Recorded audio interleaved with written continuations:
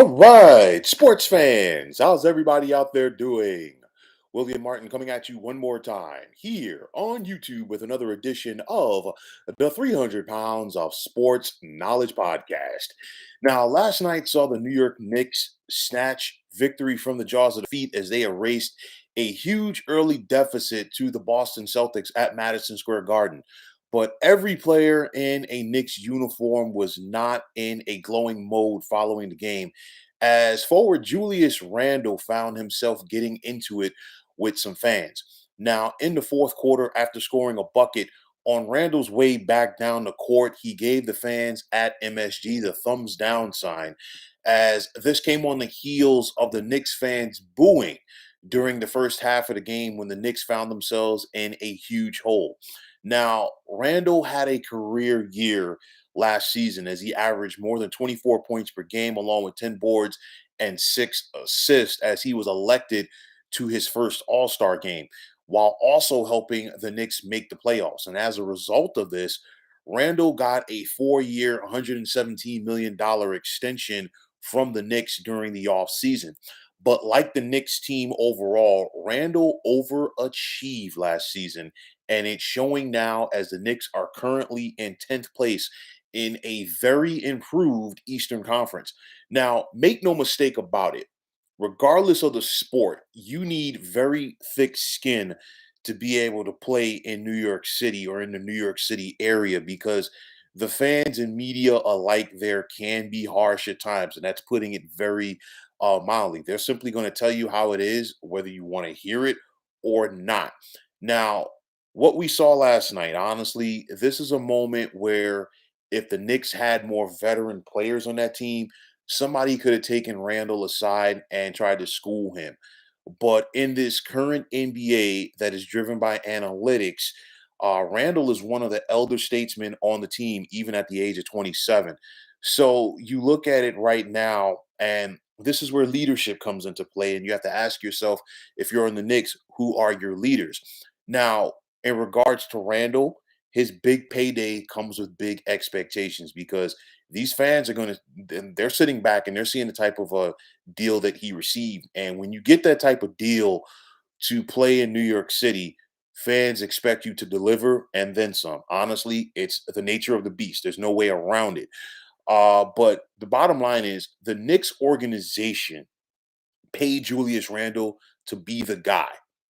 But the problem is Julius Randle is just one of the guys. Julius Randle, he had a career year last year, and I'm not taking anything away from him, but he's not a guy that's simply going to go out there and put this team on his back on a night in and night out basis. And we saw that last year in the postseason when the Knicks lost in 5 games in the first round to the Atlanta Hawks, as Julius Randle basically got exposed in that game. He's a guy, you know what? He has a junkyard dog type mentality. He can get to the basket. He is great, or he's solid, close to the basket. He's not a perimeter player. And I think the Knicks, even last year, were making the mistake of allowing Julius Randle to take too many 3 point shots. He's not a 3 point shooter. He's a rebounder. He's a guy that can score in a post. And he just needs to continue to work on his mid-range game. I think if you have Julius Randle focusing on scoring from 15 feet and in, he's going to be a problem. But when you have a situation where you have him playing from behind the 3 point line, that's not a strength, and that works to the detriment of the Knicks. Now, the bottom line is this: winning cures a lot of ills, and the Knicks have not won as many games so far this season as many people expected them to win, based off of what they did last season. And at the end of the day, I think Randall just needs to put his head down and play ball, because the bottom line is this: fairly or unfairly, whatever side of the coin that you're on, you're never going to win this battle with the fans and the media, regardless of what city that you're in. You're simply not going to win it. And I just think Julius Randle at this point just needs to channel out all the noise and just focus on what he has to do. The bottom line is, again, winning cures a lot of ills. The Knicks are in 10th place. The Knicks, honestly, are where I expected them to be this season. And I said this in the preseason due to the fact that you have an improved Eastern Conference. And on top of that, the Knicks overachieved last season. And on top of that, Tom Thibodeau, the Knicks head coach, he tends to like wear his teams down.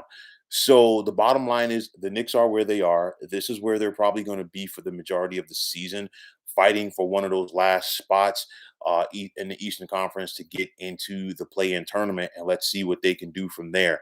Again, Randall just needs to focus on basketball, not worry about all of the other stuff. Winning cures a lot of ills, and I guarantee you, if Randall and the Knicks can get on a run, and if Randall can show or come close to showing the productivity that he had last season, he won't have a lot of people booing him. But even with that said, if the Knicks are able to get back to the playoffs, Randall has to deliver. Just due to the contract that he is given. And the thing is like we've seen it from Nick players in the past. You have to embrace that.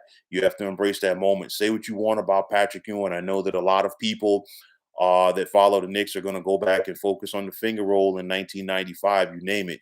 But you know what? A guy like Patrick, he embraced being a star player in the big market, and win or lose, he always sucked it up and went out there. So this is what you have to do as part of being a professional. So let's see if Randall and the Knicks can learn from this, move forward, and try to improve their standings in the Eastern Conference for the rest of the regular season. So, folks, that is going to wrap it up. And as always, I want to take this time out to thank you for tuning into the 300 Pounds of Sports Knowledge podcast here on YouTube. I want to take the time out to thank all of you fine folks out there for tuning in. And if you have not already, please feel free to subscribe to this channel. Now, if you are on Twitter, please feel free to follow me at 300 Pounds of Sports. And like I always say, if you follow me, it will be my pleasure to follow you right back. There's also the sports discussion group on Facebook at the Sports Depot 365. You can check it out, drop a line, and be a part of one of the better sports debating sites going on social media. So once again, fine folks, my name is William Martin, signing off, saying take care and have yourselves a wonderful day.